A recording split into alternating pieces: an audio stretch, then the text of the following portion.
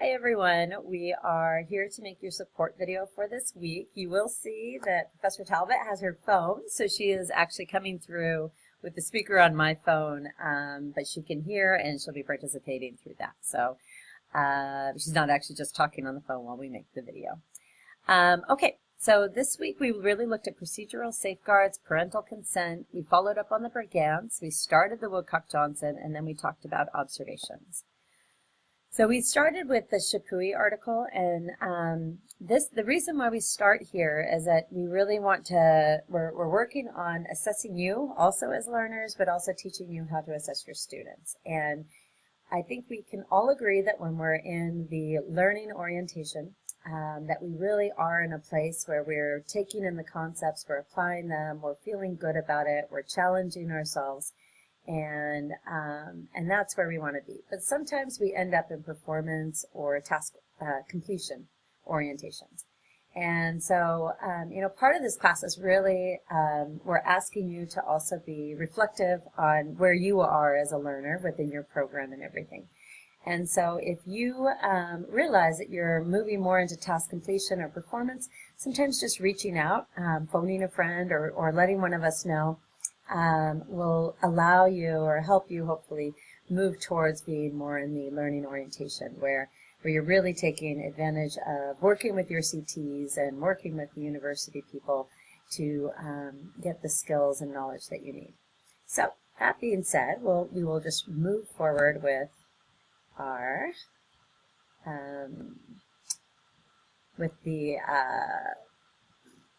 whatever I'm trying to say, PowerPoint. Okay, Christy, did you want to jump in on the Brigance maybe and what happened? Okay, thank you guys. Sorry that I'm on a train, so I know a little different this week, and I didn't think it would be quite so loud, so forgive me. When we're figuring out which test to use in the Brigance, we need to look at, first of all, past and current scores. We don't want to start, if it's a 10th grader but they're functioning at 3rd grade, we don't want to start them on a 10th grade level. And we might only want to test certain subtests. We don't have to do the whole thing. So we're going to be looking at what we would really need for the student. And you want to go through all of that data, the parents' concerns, to get more information before you figure out which ones to do so that you're actually not wasting any time. And then you're looking at the areas of growth above or below 1st grade level. So there's a couple different tests. There's the yellow book, which is early development, which a lot of times we use for the little guys, preschool, kindergarten. And then the green book can go from kindergarten all the way up through high school years. I think it's 9th grade, right? Yeah, 9th grade for ability too. So they could be a 12th grader, but at the 8th or 9th grade ability, you can still use the Brigance. Functioning. Perfect. Thank you. And above that, if they're functioning higher above that, you should use another assessment because then it wouldn't be the right one for them.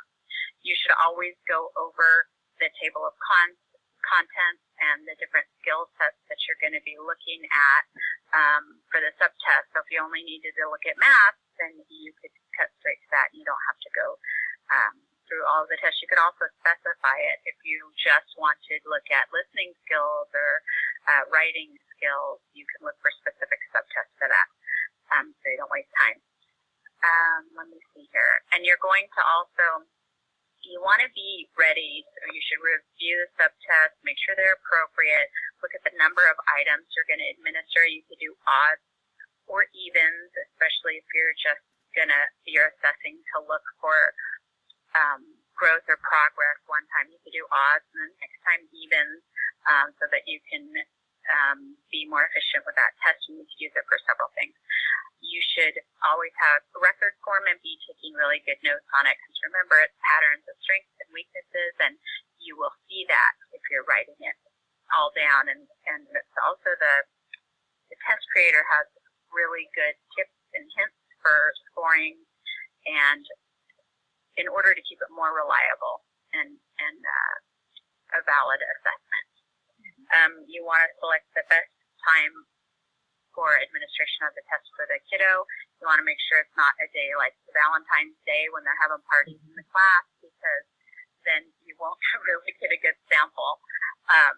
And always write down the date and write down the time of day on the test, because then you could look for patterns. Maybe they don't do well after lunch or in the morning.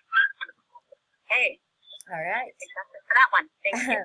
And the other thing is that I have the brick ants in my office, or I can grab them from the classroom. If you'd like to check them out and either practice them or use them at your school, you can check them out for me. You just have to make sure that you return it.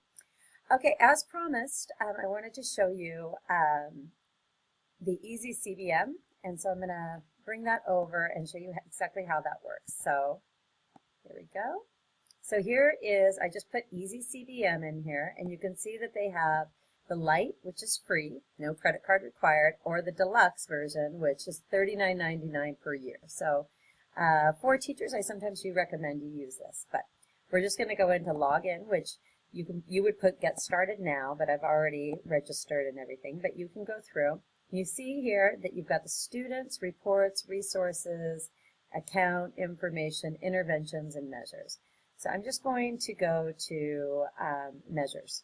So this is the actual test. So as you can see, you can do passage reading fluency. So these are just a bunch of student copies, assessor copies, and then you can enter the score for each one of your students, because remember it has the students section. And then they have multiple choice reading comprehension, they have algebra, they have geometry and measurement, they have data analysis, numbers operations, and algebra. This is for the 8th grade. Now, if I was working with a first grader, I would click on the first grade level, and you see once again, it's got reading and math. And here they've got letter names, letter sounds, phoneme segmentation, word reading fluency, and the list goes on. And you can take some of these online if you want to. You can have the students take them. So there's a lot of different opportunities here, and then they actually can go and you can graph their responses on here. So I'm going to just click on letter names. See how it says letter names 1.1, 1.2? That means that there's 9 different tests that you have that all look at letter names. So you could have, this could be, you're just looking at letter names, and every week you give them a test on letter names until they master it, for example. So these are all the same types of levels of tests. So let's take a look at one of the tests.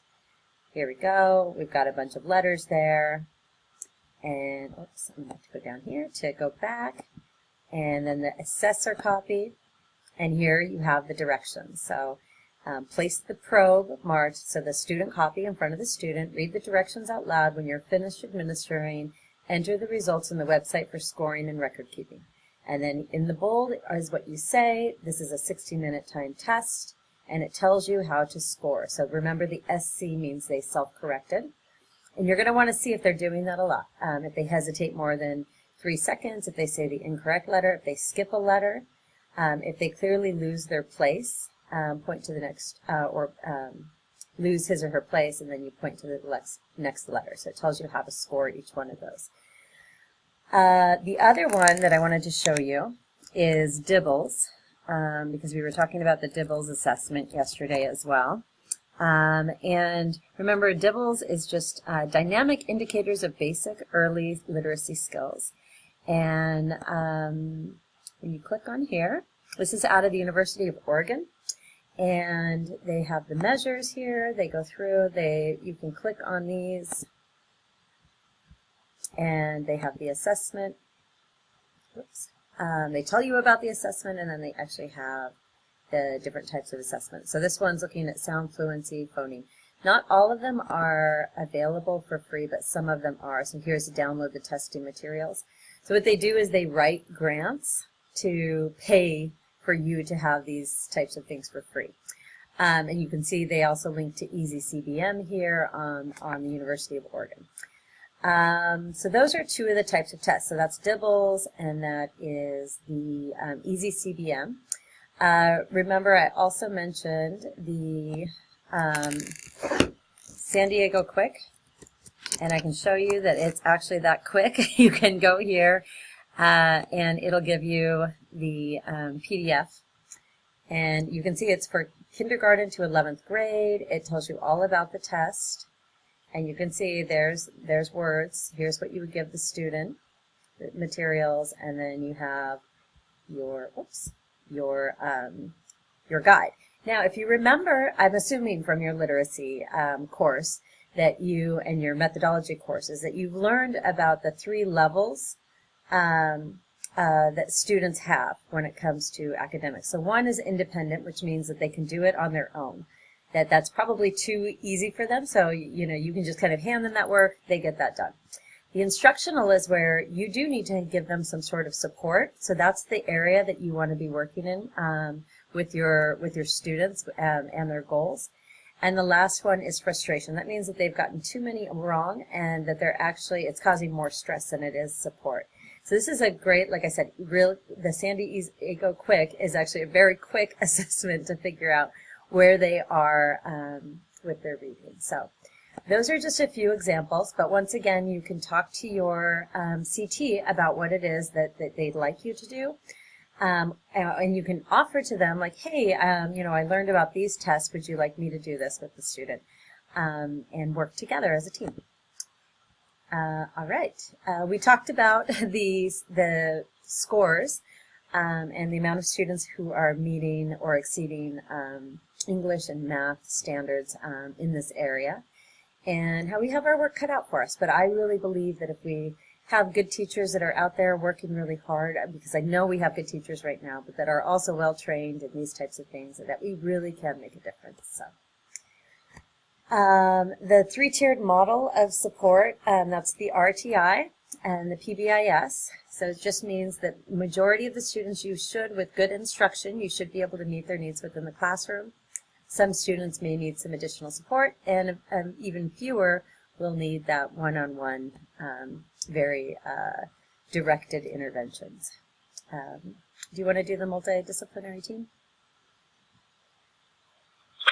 Okay, so for the multidisciplinary team, we talked about there needs to be, the IEP needs to be conducted by several people, a whole team of people, and the team includes the parents, the regular education teacher, you as a special education teacher, a representative of the district, which is usually the principal, but sometimes it's other people. You can also, if the principal isn't able to make it, sometimes they'll bring someone else in as a sit-in, but they just have to be no special education. You just can't bring in a regular teacher who doesn't have credentials in that. And also the psychologist who would be looking at the evaluation and determining which disabling factor is contributing to difficulties the child is having in their education. And anyone else who has knowledge of the child. Sometimes there's aunts who come in or best friends of the parents, advocates. You might have a CASA, so someone who's appointed from the court to help a student who isn't with their parents, and the child with a disability is usually brought in for a piece of the IEP. Of course, you don't want them in there when you're talking about sensitive things that would affect them, but it's good to give them kudos, to talk about how they are invested in their goals. I always like my students to write their own goals with me. Like we talk about goals that they would like to see in their IEP, and they usually know exactly what they want to work on. And it's all of us together as a team. It's a working draft when you're in a meeting. We all look at it together. Is there anything I missed? No, that sounds perfect. Thank you. Okay, thank you. So the next few pieces that we went over are around the informed consent, that you do need to get permission and you do need to be communicating with the family, and that if there is any sort of disagreement, that then you can go to due process. And the parents do get the procedural safeguards, so they do get access to all of the different evaluations, and if they don't agree with something, then they have rights as well to go through the steps on either addressing that or changing it. And that we need to remember that eligibility is determined based on all of these different assessments and based on that discussion from the team, and that someone can't be determined as having a disability if there's lack of appropriate instruction in reading or math, or they just have limited English proficiency. And so those are the pieces that we want to make sure that we keep in mind, is that we have to ensure that there's actually good education going on in the classroom before we just quickly move to special ed. We gave you the little growth mindset comments that we can start making with our students to make sure that they're thinking in that way. And then we jumped into the Woodcock-Johnson. How far did your group get in the Woodcock-Johnson? So we went over basals and ceilings, and we passed out the test, and we looked at just looking through setting it up and where the person would sit. We looked at that page, but then we didn't. This is where we stopped. So we didn't get to this recording scoring yet. So, yeah. So in both of my classes, we just got through the letter word identification. So we figured out how to do the basal, the 6 lowest correct, and the ceiling, which is the 6 highest incorrect. And we talked about the qualitative assessment. So you guys will all get in there, and you know, we'll make it through these next week. And that's, I'm sorry, that's exactly where we stopped, just so you know. So it's perfect. Yep. So yeah, and just remembering that, you know, the reason we take the qualitative observations, and we should, in addition to checking the box that they have on the test document, we should really be working at also writing our own things that we notice, because we'll use that when we're talking to the parents about strengths or areas of growth. We'll use it for finding patterns. It's also useful for the next person who possibly looks at that protocol, then they'll have a better idea of what happened during the test sessions. Then for this week, we're going to have you do the observations. So it's at least 30 minutes within a structured class, and then at least 10 minutes of unstructured. So like we said, recess, lunch, the hallway, the break, whatever it is, but something where they're not being asked to sit in a desk and do work, and what happens then. And you'll just write, you know, what it is. So if it's a class or recess or what math, whatever it is, the time, the teacher, the number of students, the number of ELs, if you know this information, the number of IEPs, if you know this information. And then what did you see the student do well? What did you see that might affect the student's learning? And then also talk with another adult and say, hey, this is what I saw. Does this look about right? And sometimes you can learn a lot by just asking about somebody else's point of view. Do you want to do this? There we go. Sorry, they're making the announcement now, of course. Yes, okay. So critical reflection number 3. We want you to talk about, is it too loud right now? No, it's fine. Okay. We want you to talk about how you would explain the raw score, the basal, and the ceiling to a colleague. And you can use a visual. It's always good to use a visual when you're explaining things. Sometimes just with words alone, you really can't get across what you're trying to explain. On the case study, you're going to interview either a teacher or a family member, and I put vice versa on there, either or, because you may have already interviewed the teacher before, and now you could go to the family member. You want to observe the child in a structured setting for 30 minutes, and then an unstructured observation for 10 minutes, and the whole 30 minutes. So not 25, you want to do the whole 30 minutes. I don't know if you could hear this, is funny. So you're going to write down the class, the time, the teacher, the number of students, and ELL, just like she just spoke about. And then we also want you to put feedback of how you're feeling about the assessment, your case study with a student. If there's anything you're concerned about with your assessment with the Brigance or any other assessments you're looking at doing, and if you need help. And remember, our goal is for you to be excellent educators. So we want to help you with everything. Is that good? Do you have anything? Nope, that looks great. So then just reading chapter 3 and chapter 8, which is going over the descriptive statistics and the academic assessment. and finishing Critical Reflection 3, and reaching out if you need anything. I think one thing that we were just talking about before we started recording was, we know that some of you guys are in placements. Maybe you didn't get the right case study, or you have the IEP coming up next week. That's too fast. You're not trained yet. Or maybe you were put with a student that doesn't have a mild to moderate disability.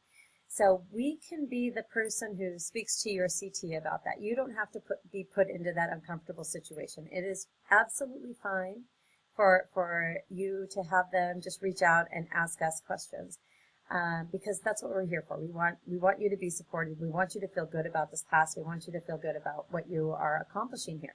And so please do let us know whatever you need. All right.